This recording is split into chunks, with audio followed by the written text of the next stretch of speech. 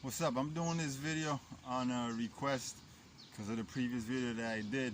It was in a Creole language talking about the Chinese takeover of commerce in Cape Verde, and some second generation, third generation Cape Verdeans, people that didn't understand the language. They had some questions, and they asked all questions. Some of them told me they didn't understand it, so I want to do this video clarify that.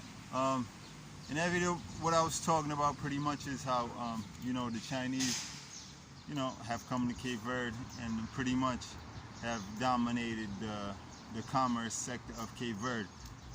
Pretty much what you see on the main roads or main avenues, main strips, is pretty what used to maybe 20 years ago or a little bit further back was pretty much mostly Cape Verdean commerce people. The Chinese have come and gradually have just taken over that market. All right, you could see like lines of their stores one after the other, just stacked like boom, boom, boom, boom, and pretty much all selling the same exact things, and monopolizing the commerce sector of Cape Verde.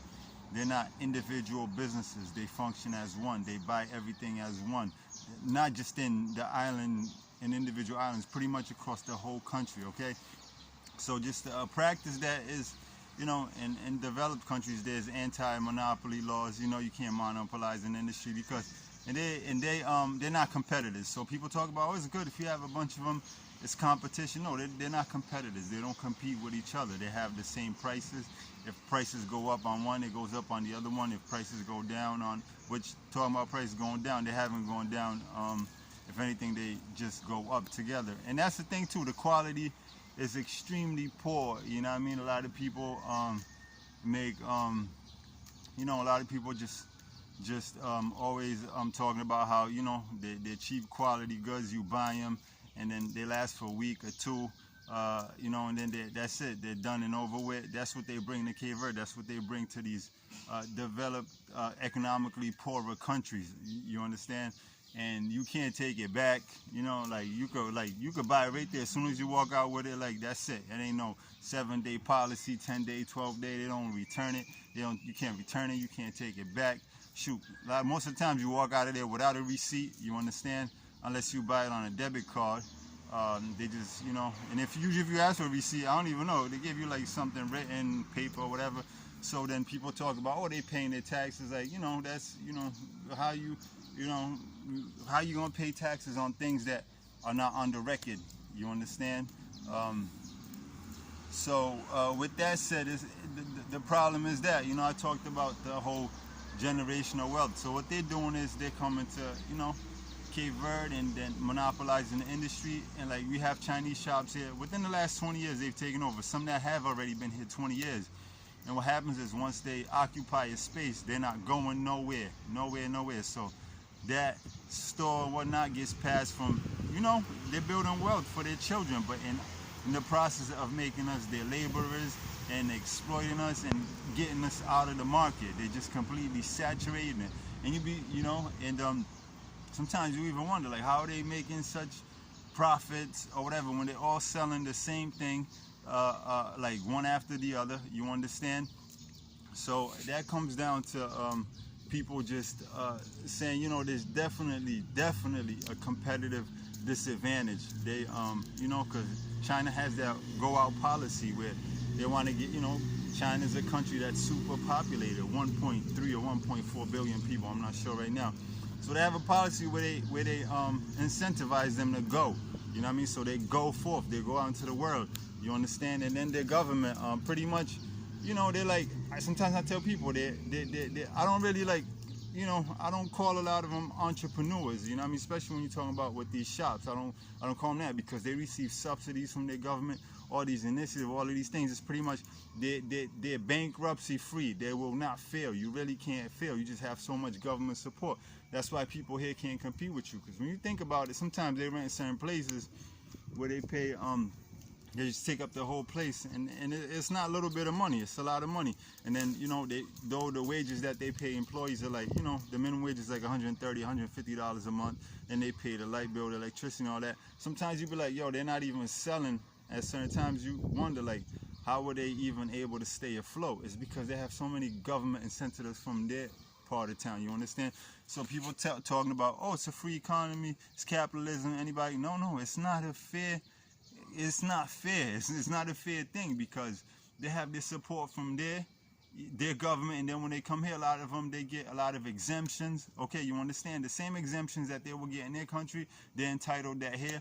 Even like grocery stores, small grocery stores, like they call them like corner stores and things like that, things that Cape Verdeans used to can thrive at and do well in, they're taking over in their markets too. So they're leaving no margin for competitiveness. It's like, you know, where it's like no wealth distribution for Cape Verdeans, because they're saturating everything. They're just taking over commerce, and for some people be like, well, it's happening across the world. Look, you got to understand that if it's happening, okay, there's a Chinatown in Manhattan or whatever, there's one maybe in Luxembourg or in Lisbon, but you got to understand the infrastructure of what we call the rich world or the developed world is different. You're not going to see Chinese take over all of Manhattan or all of Lisbon or all of Stockholm or wherever you are in the world, because it's a richer country, there's infrastructure, there's more government regulations. But here in Africa and in these countries that are poorer economically, like they tell us,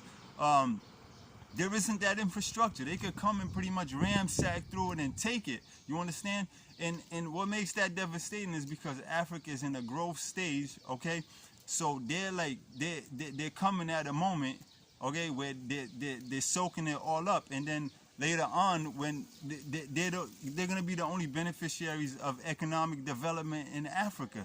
You understand? Because they're buying everything, they're owning everything, they're trying to get everywhere, you know. So, and I'm also faulting definitely the politicians and the government people, because they work in a very lazy fashion. You understand? Like, we sell out our soul, we sell out the heart of our country. You understand?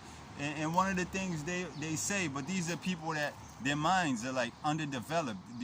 Unfortunately, a lot of these government people in our countries, you understand? They talk about how, oh, we have to, you know, pretty much give them our economy because they give us loans and things like that.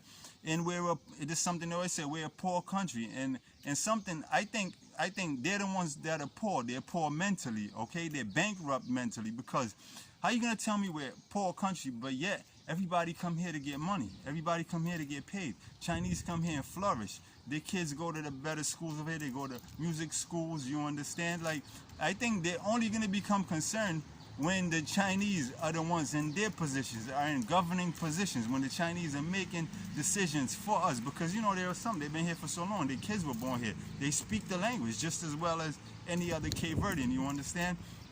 So I think that our politicians are the ones that are poor. They're poor mentally, you understand? Because how can the Italians and the French or whatever develop the hotels that, mostly Italians develop the hotels in the islands of Sal and Bovisa? They get paid, they make a killing. You know, they give the people these terribly low wages to work for them, but yet they tell us we're poor, but yet they're raking in millions.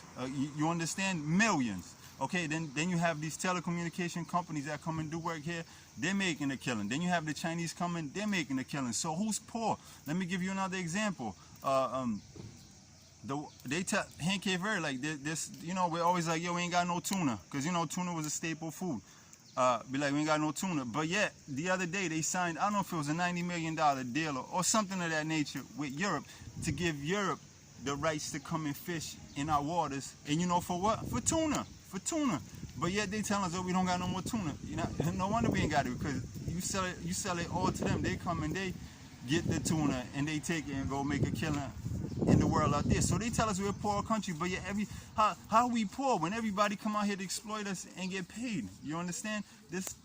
Speaking on the Chinese thing, that's just and because that's a killer, because it's in the commerce sector. It's something that we clearly, as Cape Verdeans, can have. We can dominate it. But, you know, but there's preferential treatment for foreigners, for Chinese, and not for Cape Verdeans, you understand? And I'm outlining the situation, the grave problem, but I've also proposed solutions, you know. We're working on an article for ChangeTheGameTV.com.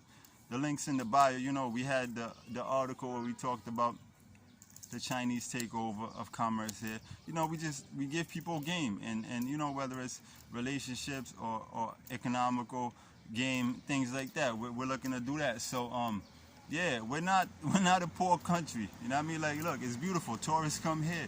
We have sun. We have the beaches. There's like, you know, we may not have these resources like diamonds, which we don't. Diamonds, or at least not that I know of for sure. We don't have diamonds. We don't have oil. We don't have cacao. We don't have those resources. But you understand? But how can we be poor like they try to tell us? They try to make us feel like we're dependent on them, like we need them, but yet they come here and they make a killing. So I just wanted to clarify that, you know what I mean, for the people that wanted me to just be clearer in the English so that they can understand it. So it's just a complete market takeover of commerce in Cape Verde, and it's terrible because, you know, sometimes people are like, why are you so passionate about this? Because I'm always thinking about the future generation. I'm thinking about the Cape Verdeans to come. It's like, we can't let them inherit a country like that, you understand, where they are simply a labor force for the Chinese or for whoever else it may be, you know what I mean, where they have no opportunity to own anything. So it's terrifying when I see that, you understand, when I see that if they buying everything, so when our kids come and when they're born, the unborn, it's like, what can, you know what I mean, what can they own? They can't own nothing. There is no prosperity. There's no potential. There is no you know, prosperity is just not something that they will be able to fathom. And in Cape Verde, they have this thing where they say hope is the last thing to die. Hope, all right. And I always tell people, like, our politicians are killing us with these policies indirectly, because they're killing hope. Because when the people have no hope, in Creole say esperanza, when they have no hope for tomorrow, you know what I mean, for economical prosperity, for ability to do better, when there is no hope, like, when you kill hope, you kill the people, you understand? And that's what they've been doing. They've just been killing hope gradually, because Cape Verdeans are already a people that are forced to, you know, immigrate to America, to Europe, because the future seems bleak to a lot of them over here. And with these lack of regulations, the exemptions, and all of these benefits that are given to, and the fact that you let them ransack the market, you know, there is no government oversight over them, you know what I mean? The product, the quality of the products that they bring in, the fact that they, you know what I mean, they're lousy, you know, people saying that some of the products are cancerous, you understand?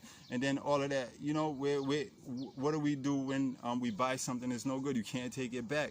The fact that there is no, you know, no control, like the receipts, there's no, you know what I mean, there's no oversight. So it's alarming, it's concerning. So I want to do this video because some people requested, all right? One love.